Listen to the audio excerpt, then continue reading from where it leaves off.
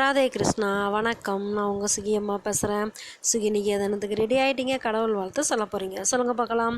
எல்லாம் வல்ல இறைவனுடைய அருள் ஆசி என்றும் அனைவருக்கும் கிடைக்க வேண்டுகிறோம். சொல்லியாச்சா? Very good. இன்றைக்கி என்ன பார்க்கலாம்?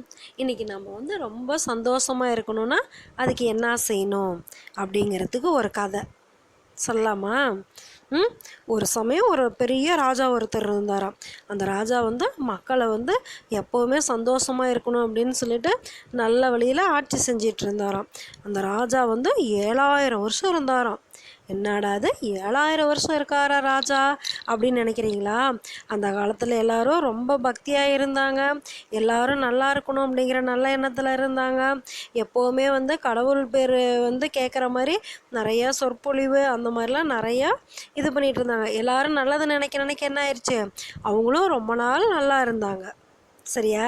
அப்படி இருக்கும்போது ஒரு நாள் ராணி என்ன பண்ணாங்க, ராஜாவுக்கு தலையில் எண்ணெய் வச்சுக்கிட்டே இருந்தாங்களாம்.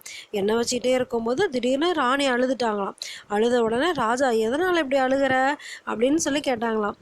உடனே ராணி சொன்னாங்களாம், ஐயோ உங்கள் தலையில் நரமுடி வந்துருச்சு அப்படின்னா உங்களுக்கு வயசாயிருச்சுன்னு அர்த்தம், அப்படியா அப்படின்னு சொல்லி கேட்டதுமே உடனே ராஜா சொன்னாராம், இதுக்காக எதுக்கு கவலைப்படுற, வயசானா நம்ம எல்லாருமே கடவுளை தானே பார்க்க போகணும்.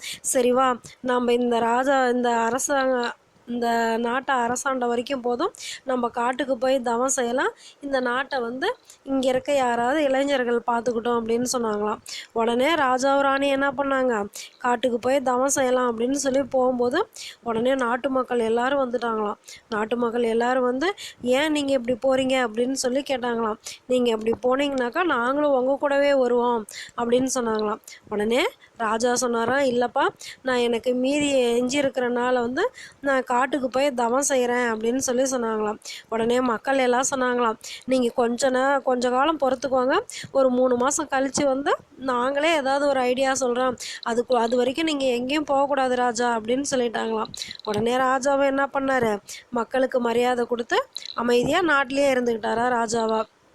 இந்த மக்கள்லாம் என்ன பண்ணாங்க, அந்த ஊரில் இருக்க ஒரு சூரிய பகவான் கோயிலுக்கு போனாங்களாம்.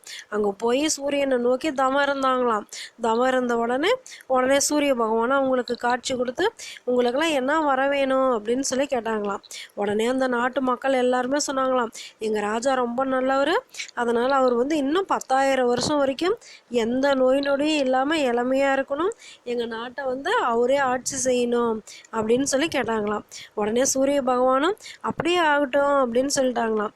உடனே இந்த விஷயம் ராஜாவுக்கு தெரிஞ்சதுமே ராஜா ரொம்ப வருத்தப்பட்டாராம்.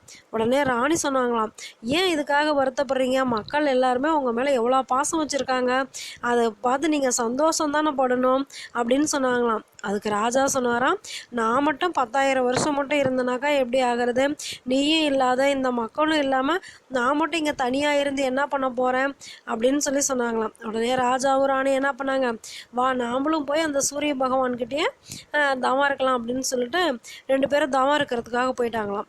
போய் 2 பேரும் சூரிய பகவான் முன்னால் உட்காந்து தவம் இருந்தாங்களாம். தவம் இருக்கும்போது உடனே அந்த சூரிய பகவான் காட்சி கொடுத்தாராம். காட்சி கொடுத்து உங்களுக்கு என்ன வர வேணும் அப்படின்னு சொல்லி கேட்டாராம்.